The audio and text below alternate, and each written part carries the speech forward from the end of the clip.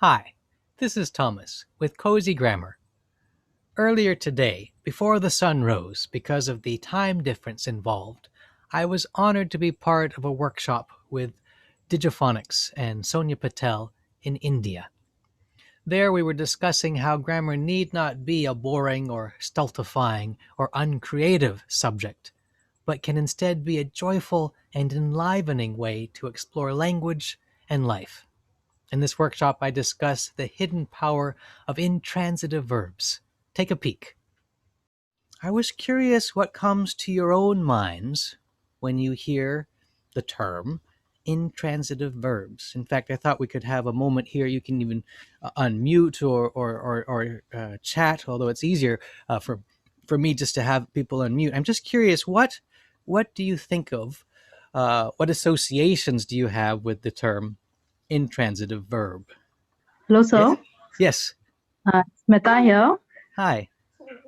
Hi. So intransitive verb means a verb which doesn't have a, like you can say, an object. Very good. Exactly. So a verb that doesn't have an object, doesn't take an object.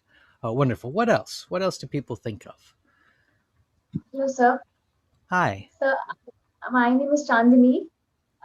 I think it is no movement of the object, no action, no action of the object. Yeah, no action of the verb toward the object. Wonderful. Other associations, if any, from anyone. Hi. Assertive means firm. Hello, sir. Means firm. Firm statement. Very nice. Very nice. Perfect. Well, one of the things that when we start talking about things like transitive verbs and intransitive verbs is that students can sometimes find themselves starting to become a little intimidated. Usually, ideas like nouns and verbs are straightforward enough. We can think of a noun being a thing, like a cup of tea, or we can think of verbs being an action, something we do. But when we start to use more technical vocabulary like transitive or intransitive, people start to feel like, ooh, this is kind of a strange language. And in fact, one way to think about grammar is that you're actually learning a language with which to talk about language. We're learning a vocabulary which allows us to see more clearly how language actually works. So let's look at intransitive and transitive verbs. As you can probably tell, or you've probably already learned, transitive and intransitive are related.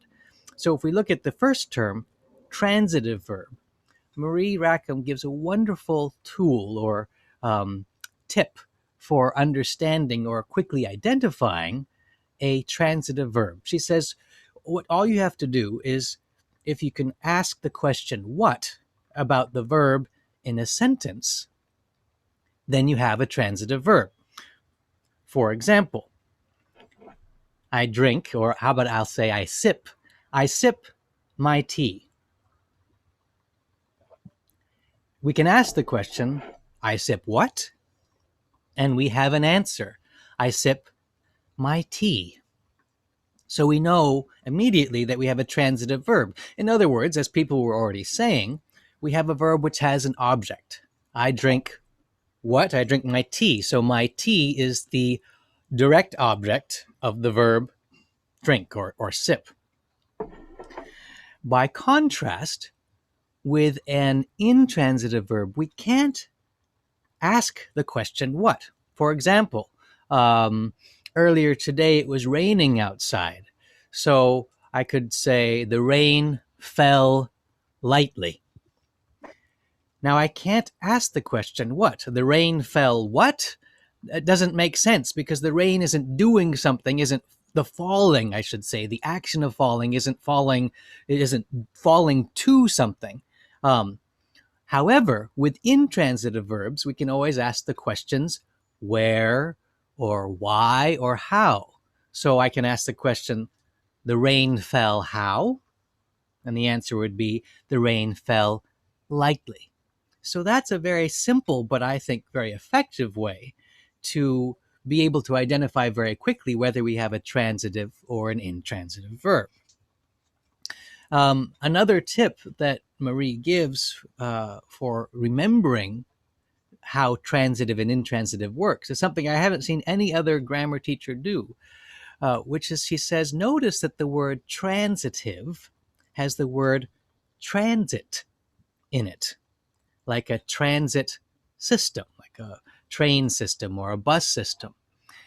And she uses that interesting, the root of the word transitive, having the word transit in it, to remind us that transitive verbs do something to something else, to the object of the sentence, to the receiver of the action. Just like a transit system takes somebody, it does something to us as passengers. It takes us from one point to another point. And in fact, a little bit later on, I will put into the chat box some free newsletters that we have on the Cozy Grammar website, which has some sample videos about Marie's approach to transitive and intransitive verbs, as well as some of my own videos. Now, all of this leads to what I think is an even more interesting question. Suppose we've learned the difference, as many of you already have, between a transitive verb and an intransitive verb. Well, what difference does it really make? Of course, it may help us if we're taking a test. If we're taking a test on English grammar and we want to know what the answer to the question. But life, of course, is much more than a test. As I've said before, grammar is a language with which we can speak about language. And it is also a way to explore what I call the hidden architecture of sentences and of phrases. And the importance of verbs for a writer and for creativity is that the life of a sentence, its energy, its power, its strength, comes from its verbs. And the more closely we understand the different ways that verbs actually work in a sentence and in a story, the more energy and life, I should say, we can give to our writing and to our sentences. So here is another tip about transitive verbs, which is this. When we've identified that we're using a transitive verb, we've also identified something else beyond the fact that there's an object. We've identified the fact that we know who is doing what to what or whom. So, for example, if I say Marie is teaching me, well, we know that Marie is doing something to me, the transitive verb in this case, teaching. But we also know who is doing the teaching to whom. Marie is teaching me. In other words, transitive verbs help keep us honest. They help make it clear in our own minds or in the minds of people who may be reading our writing who is doing what. And this leads me to what I call the hidden power of intransitive verbs. Because intransitive verbs, as we've seen, unlike transitive verbs, don't have an object. They're not doing the action to something else. Instead, they are doing the action on their own. For instance, in the video in one of the newsletter links, which I'll share with you, Marie is walking on a beach and she sees the waves coming up onto the beach. And she says the waves lap playfully. So the waves are doing the action of lapping, like almost like a gentle tongue onto the shore, onto the beach. Now here, the waves are lapping playfully. We could try to ask the question, what? The waves lap what? Well, the sentence doesn't say, but we can ask, the waves lap how? Well, the waves lap playfully. Now, in this case, we know that the waves are doing the action in themselves. And that means that the waves have a power within themselves. Similarly, in other words, intransitive verbs reveal the power or the hidden powers of the subject of a sentence. That's why Marie had a motto, a teaching mantra, if you will, which was that nobody fails if they have the tools. Because instead of Marie thinking of herself teaching her students, doing something to her students, she instead saw herself as giving them the tools that they need to do it on their own, to do it themselves. And I think one of the highest forms of teaching is to give our students the understanding so that they don't need us anymore. They can take their knowledge and they put it into action in their own lives, which is how Marie tries to help her students to live well and to thrive and to succeed. And notice that these verbs, to live, to thrive, to succeed, are all intransitive verbs. They're all verbs that we can learn to do ourselves in our own lives with the help of teachers and friends and mentors and family. But they are all actions that awaken in us this ability and this potential.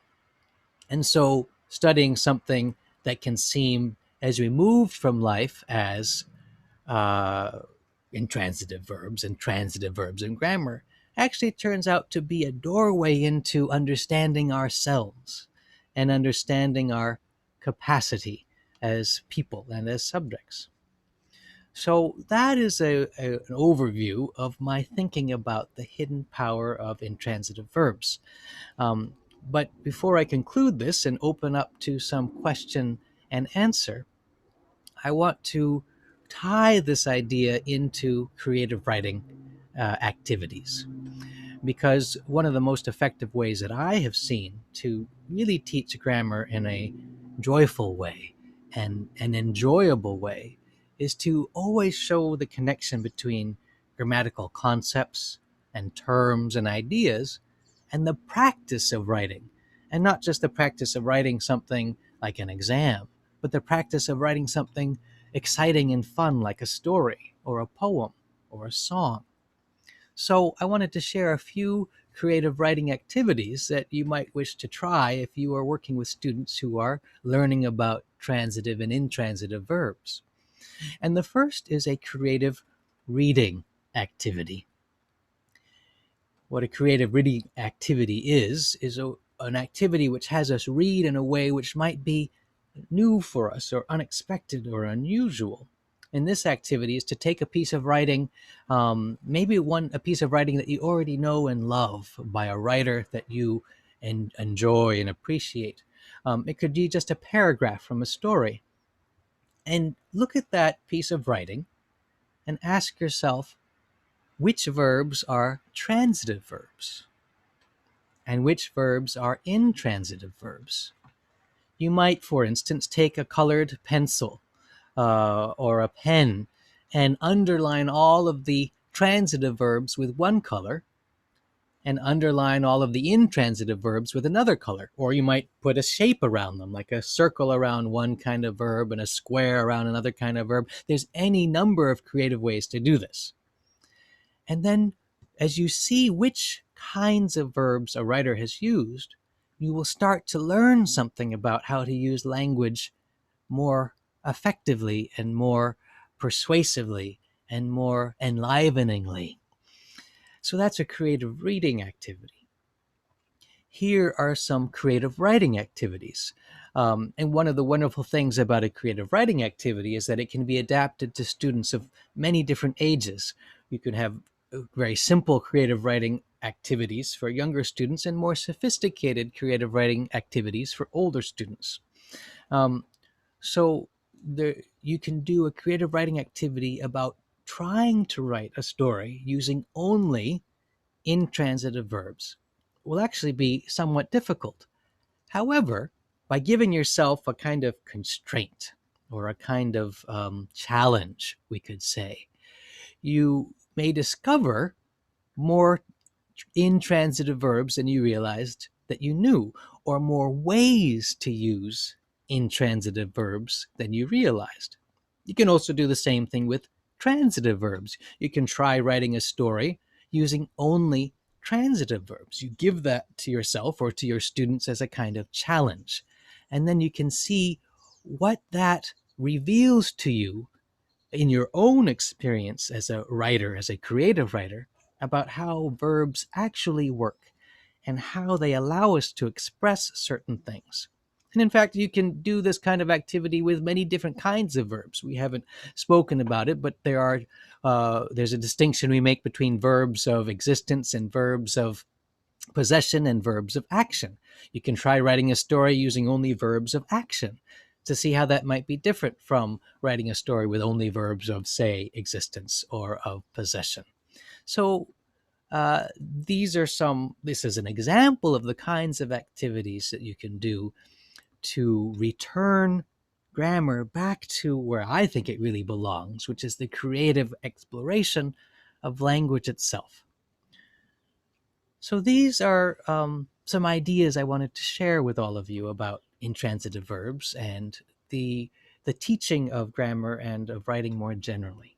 But since, of course, we are here together in this virtual format, I wanted to turn now to some time for question and answer, because I'm really curious to hear what of these ideas may be interesting to you and what questions you may have about, it might be about intransitive verbs or transitive verbs, or it might be about teaching grammar more generally or teaching writing more generally. I would be more than happy to answer any questions you might have.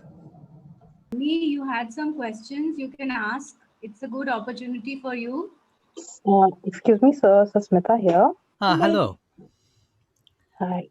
So if I give a phrasal verb to a child to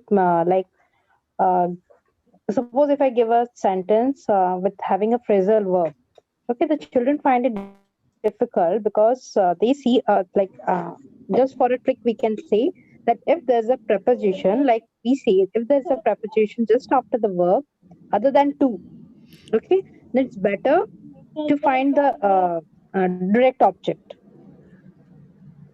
Okay, so like when we add some phrasal verbs, okay, that time the student find it confusing to find the direct object. Yes. So suppose if I say the I know it answers the question where, but to a small child it becomes very difficult. But field is a noun now, so why can't we say it's a thing? So if I say the cow is grazing in the field, so the grazing, what? So they think that what means it has to be a noun and the field is a noun. How to clarify that? That's a wonderful example. So if we say the cow is grazing in the field, well, we think, well, there's a what? There's a noun, there's a field. Obviously, that makes very good sense. And that's also a very keen observation about how the minds of your students work, because there's something wonderful going on, right? That they've understood nouns, and they've understood, oh, I'm looking for a thing, and there's a thing, there's a field, and that's to be celebrated. Let me think how I would approach this interesting question. One thing that may be helpful, and I think this would apply both to verbs that stand alone as well as to phrasal verbs, is to ask the question, to start by identifying the verb, which most students can do readily enough. So the cows are grazing in the field. Grazing is our verb. And then you can ask the question not of the whole sentence, but ask the question of the verb. So the cows are grazing what? The grazing is the grazing of what? And a student might say, oh, well, the cow is grazing the grass. It's the grass that's in the field. And you say, well, this is a wonderful thing. This is a great use of imagination. But notice that in the sentence itself, there's no grass. We have to imagine the grass. And so that the term that goes directly with the verb, the grazing, there is nothing that it is grazing that we like we might grab onto. But here's a second thought, which is that in the case of in the field, you have an opportunity to teach prepositional phrases. You can say, this is wonderful. And notice that this word field has come attached with the in and the. So in the field is another kind of, and you can make it into a kind of a discovery, is that, inside this seemingly simple sentence, we've discovered a prepositional phrase, a phrase that begins with a preposition and ends with, in this case, with field. To put it one more way is that we can harness our students' enthusiasm and excitement about being able to perceive new things and use that as a way to lead us forward. And so we can use a lesson that we might have thought was about intransitive or transitive verbs, and now it becomes a lesson about prepositions and prepositional phrases. And oftentimes what I find is that students will respond to this because suddenly they feel like they're leading the learning, or their enthusiasm or curiosity or questions are leading the learning. And then, in fact, students learn much more effectively, even if maybe it took us on a different route. Those are a few ideas that occur to me about your wonderful question. And one last thought, which is that phrasal verbs, meaning verbs which have several words in them, can be very confusing because English has lots of very strange phrasal verbs. For instance, we cut down a tree to cut up the tree. Students, when I was teaching, I taught in a college in South India, in the city of Madurai, and I had my students say, "What is this English language where we cut down, cut up?" And part of the issue is that we, when we speak a language, we don't really think about speaking words. We speak sounds. We speak sounds in a flow. Only later, when we write them down, we put a space between words to see and say, "Oh, this is a separate word from that." But in some ways, this is an illusion, because if I say cut down or cut up, we can say those are two words, but we can also think, and sometimes this is helpful for students, we can imagine, for the sake of learning, that actually cut down, you can take out the space temporarily and imagine it as a single verb. Or cut up, we can imagine temporarily as a single word. And then we put the space back later on, but that can be one way to encourage students to think of that as a whole unit rather than as two things. Anyway, these are just a couple of the ideas that occur to me. I hope that helps to answer your question. How does that land with you? Definitely, sir. Definitely. Thank you. You're very welcome.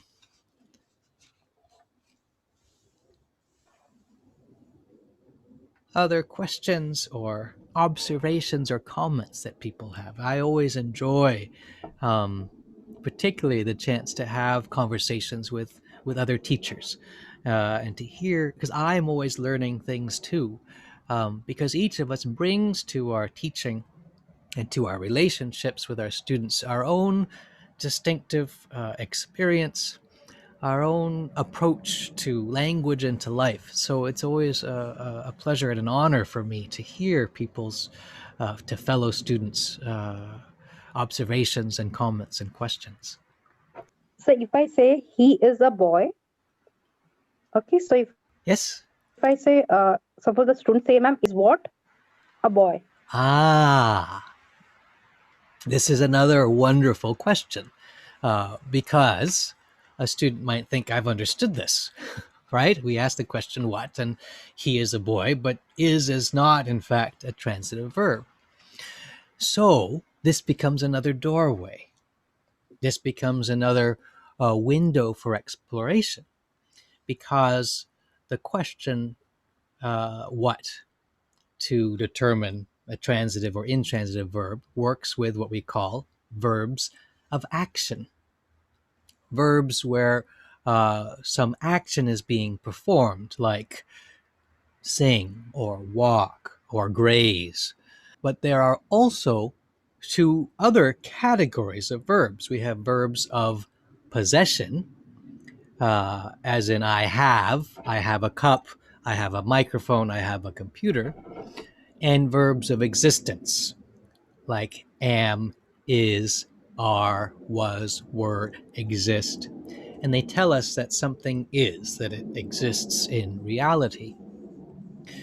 And so, with, so he is a boy, a seemingly very simple sentence, which is actually full of interesting philosophical and cultural nuances. The first question is to ask, what kind of verb do we have? With verbs always starting with the verb is in my experience the great key. So what kind of verb do we have? Oh, well, it's is. Is as a verb of existence. Great. Now we can ask the question what with a verb of existence, but it gives us a different answer. It gives us in some cases, what would be a predicate adjective. And in other cases, it gives us the complement of the sentence. So he is what? He is a boy. Gives us, this case, the complement to the verb of existence is. And so here a student can be thrilled, hopefully, to discover, oh, well, I've applied this same technique of asking a question, but now it's helped me understand something new about a different kind of verb, the verb of existence is. I use this same kind of example for teaching about predicate adjectives. Predicate adjectives, here's another phrase which can be very intimidating. Adjective may make sense, big, tall, short, happy, but we add the word predicate and suddenly students are like, oh, what is this thing here? But then I always remind students, well, a predicate is just what the subject of a sentence does. And in the case of a verb of existence like is or am, the verb, the subject is just being, they're just existing. So, for example, I am happy. I can ask the question, what? I am what? Oh, I am happy. And then if we notice that happy is an adjective, then we say, I found an adjective. And then if we notice that the adjective comes after the verb am, the verb of existence, we also have a predicate adjective because the adjective is inside the predicate of the sentence, the am happy of the sentence, rather than in front of the subject or in front of a noun. So to encapsulate, we can use a wonderful question like, how does the question of what apply to this sentence as a doorway into a different kind of verb and a different kind of grammatical term or understanding? Does that help answer your question? Sure, sir. So Oh, one wonderful. more query. Yes. Sir, students find it confusing or difficult to find transitive or intransitive verb when we have an interrogative sentence. Ah, good. Can you give me an example of a sentence that they may have found confusing? Hmm. Like for example, like my daughter is sleeping, she's making noise, so please avoid. No problem. What is she drinking? Ah, wonderful. What is she drinking? Now, here is a place where we can say the very fact that we can ask the question shows us that the verb is a transitive verb. Because if we can ask, what is she drinking? Well, what kind of answer does that give us? She is drinking coffee. She is drinking tea. She is drinking tender coconut. In each of those cases, we have an answer to the question, what? So whether we begin with the answer in the sentence, or whether we begin with the question in the sentence, if we are able to ask the question, what, of a verb of action, then we have a transitive verb. And what I love about your question is that it shows how the learning of language is to use a fancy word, is an iterative process, or it's a process that we're slowly building one piece on another piece. So we have a simple sentence: she is drinking tea, and then we can learn to identify. The object is tea. The transitive verb is drinking, or is drinking, and then we go, well, what about an interrogative sentence? And this is how we extend our students' understanding, by going this step-by-step process. So I think that's quite lovely. And so in this case, the key, I think, would be to point, well, there is the clue in the interrogative sentence itself. The what is in the interrogative sentence, and that gives us a clue. Then we can look, is this a verb of action, or a verb of possession, or a verb of existence? And those two things together, I think, can help students to see more clearly what they are seeing, what we're talking about. Similarly, if we have a question like, where are you going? Well, here we can see that what if we changed the interrogative pronoun to, what are you going? Well, immediately a student can probably feel that what are you going doesn't really make sense the same way that where are you going does. And so here we can see, in this case, we have an intransitive verb, because we can ask the question where. It just happens to be in the interrogative sentence, rather than a question we bring to an assertive sentence. I hope that helps to answer your question and give you some ideas on that topic as well. Yes, sir, definitely. So Fabulous. one more. Who is my favorite teacher? Suppose if I ask, who is my favorite teacher? Yeah. And I'm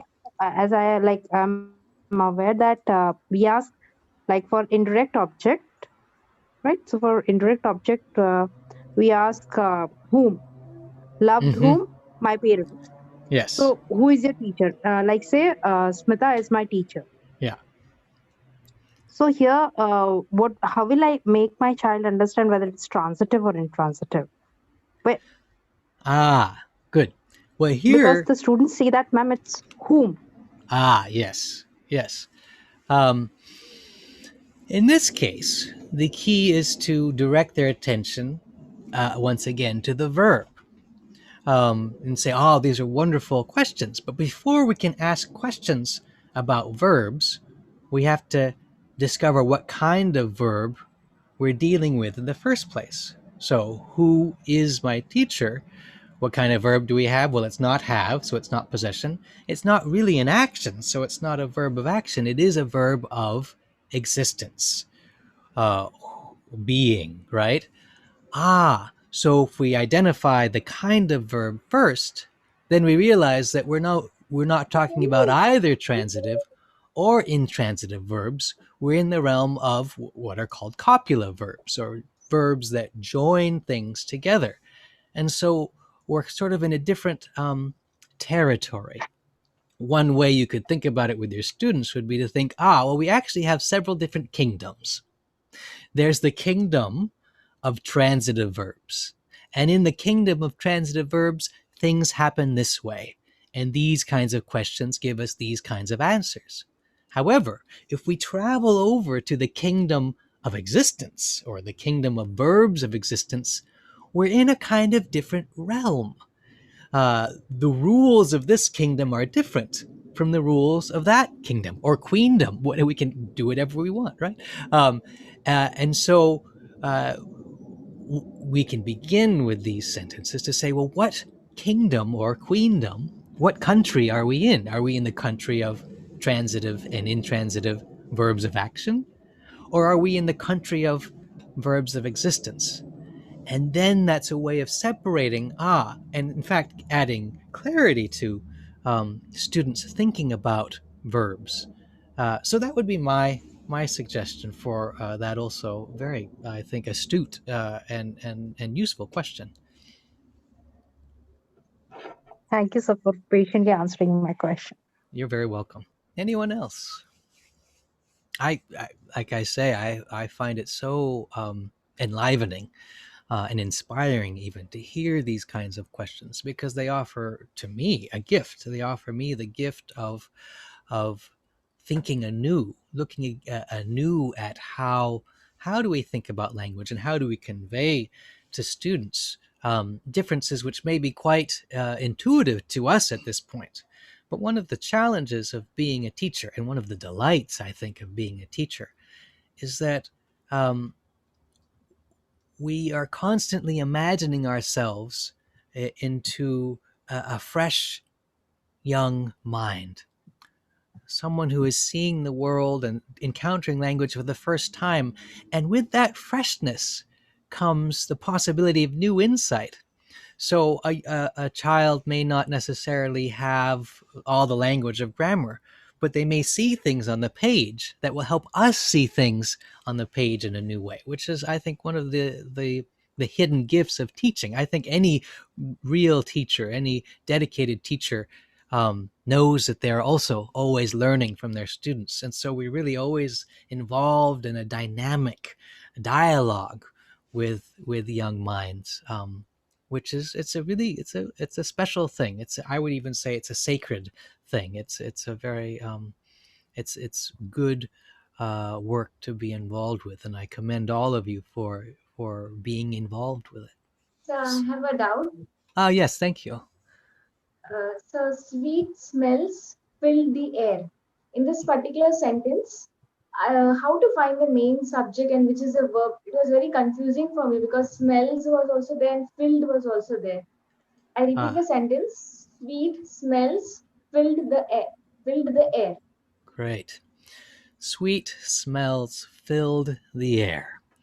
And our question is, how do we identify what is the subject? And this is a great example because it shows us how words are not easily categorized. And some words, for instance, smells, could be a noun, it could be a subject, it could also be a verb. This smells sweet, their smells is a verb. In the case of sweet smells fill the air, we have smells as a noun, and in this case as a subject.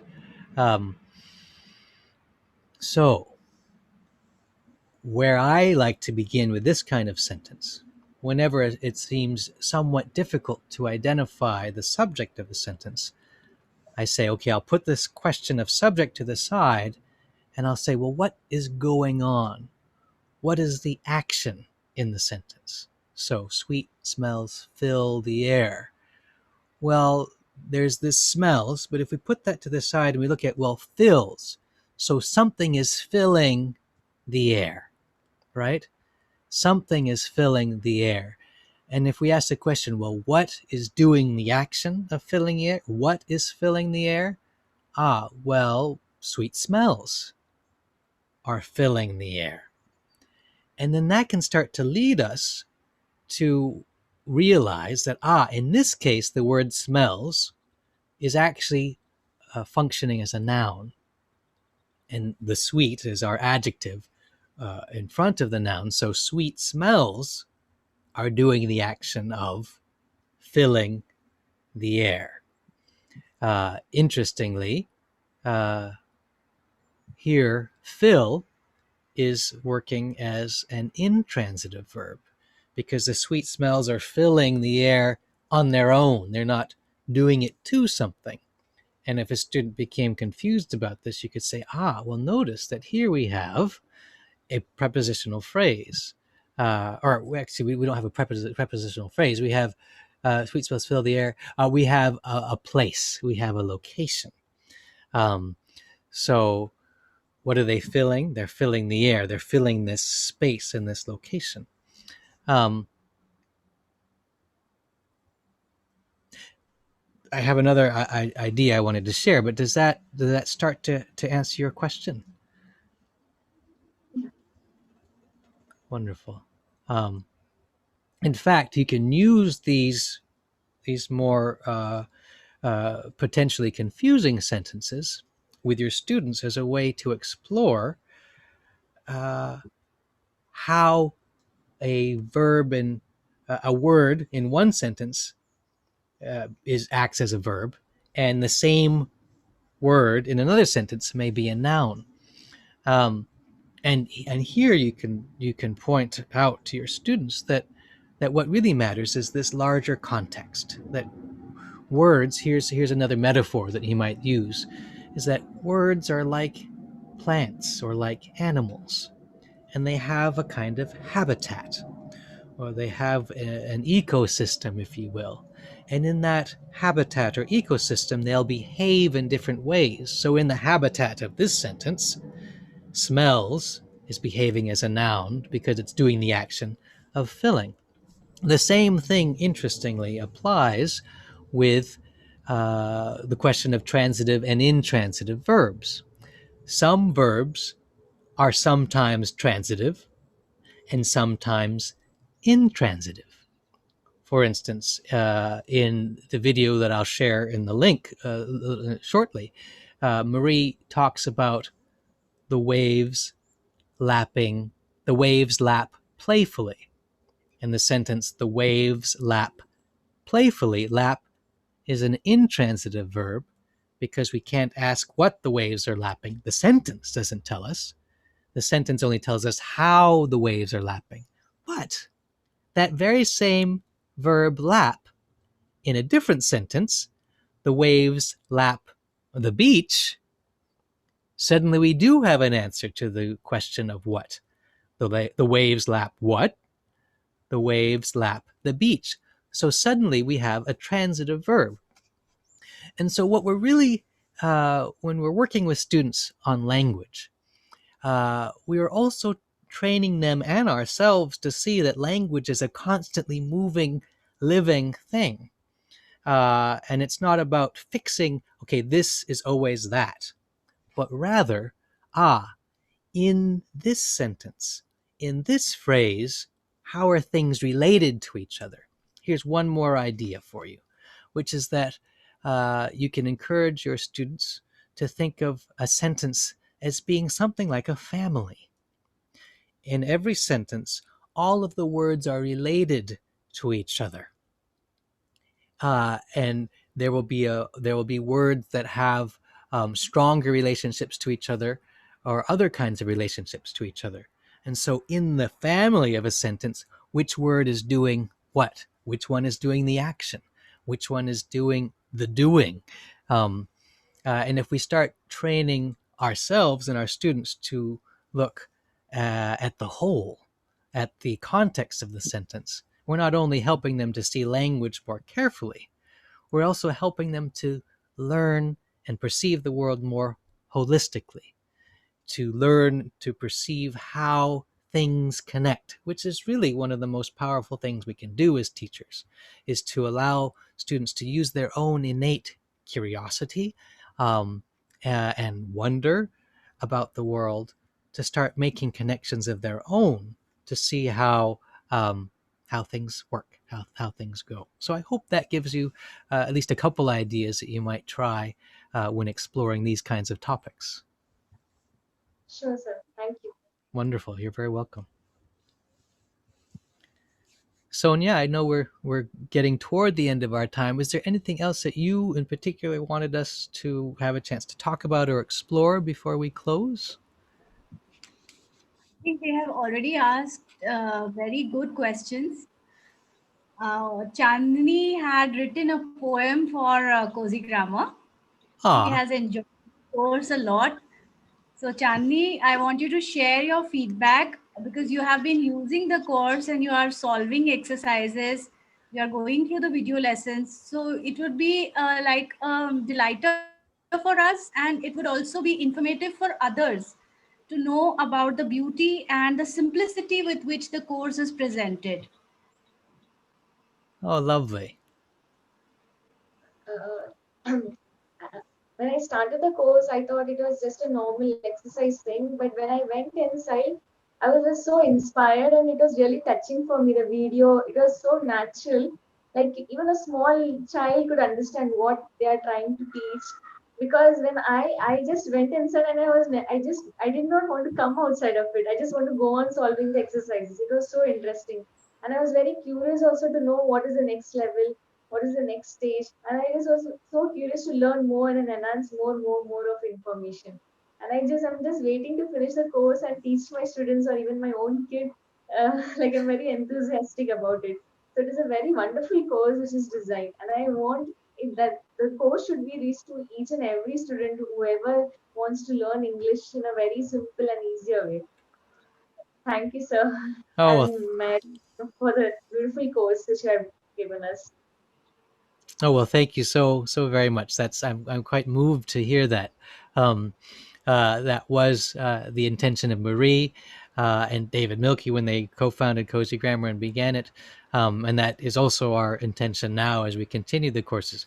In answer to your question, we are currently right now at work on the intermediate Cozy Grammar course. There's two levels, the level 1 and level 2.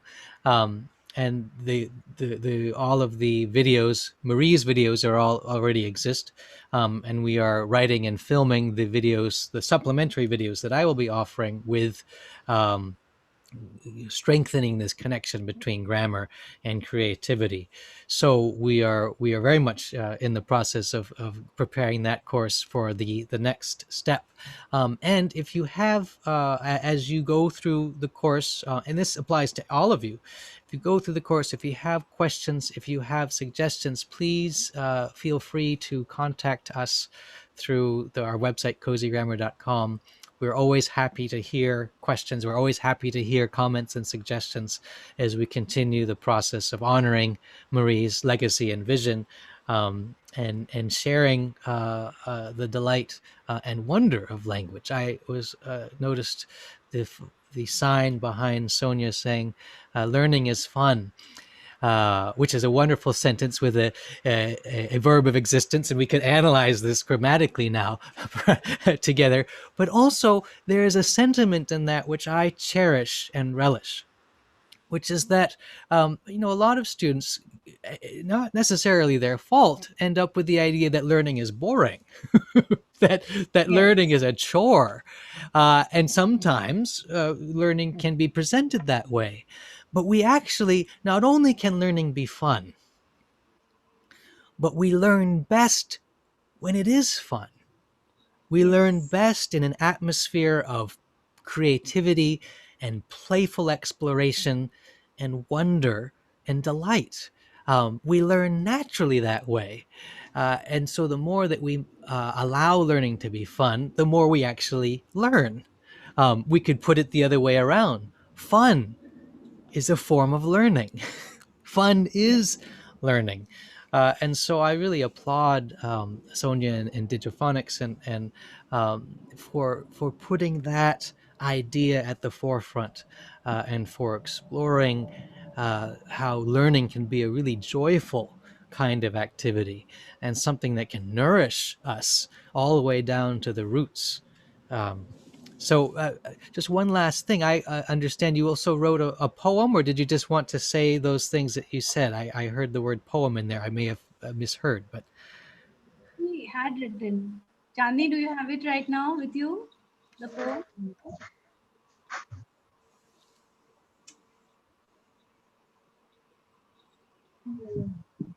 Shall I say it? Yes, yes. Oh, please do. Uh, Cozy grammar, as busy as a bee, as high as the mountains, as vast as deep sea. Put it all together and you have got Digi Phonics. That's fabulous. So Thank you, sir. actually, we were doing the topic of similes, and she's just put in the similes and created it. It was just on the spot, but then it really touched my heart. So I just wanted her to put it in front of you as well. Oh, I love that. In fact, I hope you would send me a copy.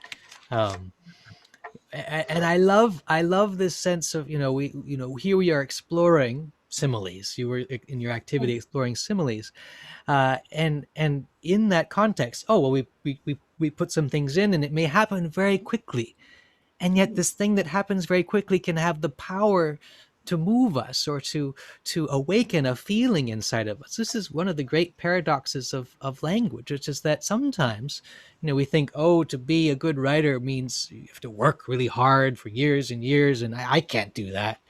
Whereas sometimes, if we are given the tools of, well, here are some of the ways that language works, we find that, oh, spontaneously, we can be quite creative and expressive, so that learning becomes a process of self discovery and of discovering, oh, maybe I can express myself through a poem or a song or a story. So I'm quite delighted.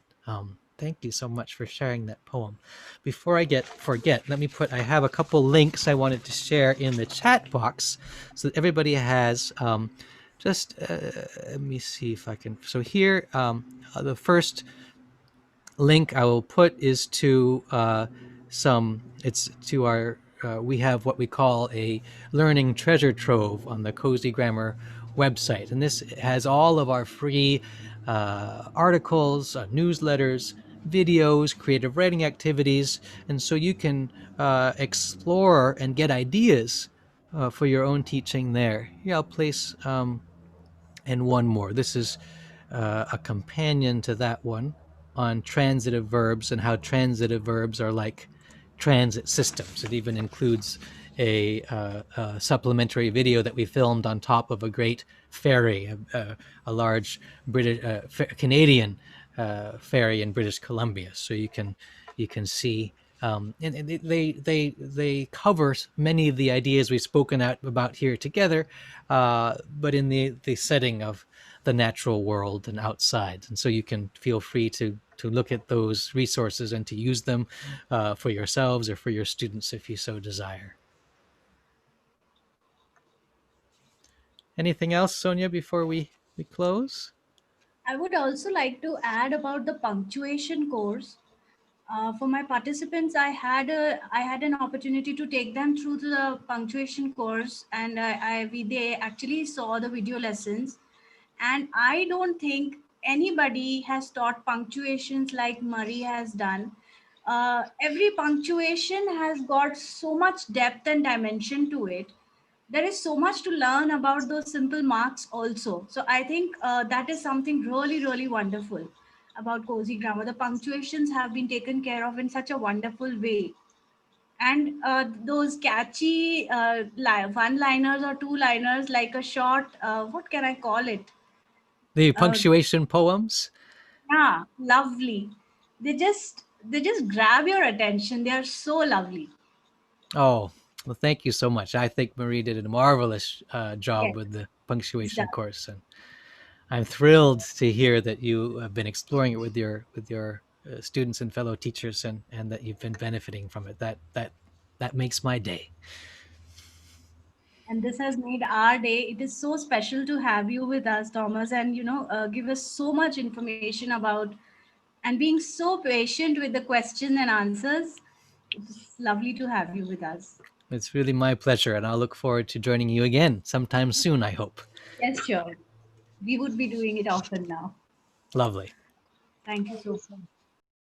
Well, thank you to everyone. Have a lovely evening. And again, please feel free to be in touch through cozygrammar.com. We're always happy to hear from people. All good wishes to all of you.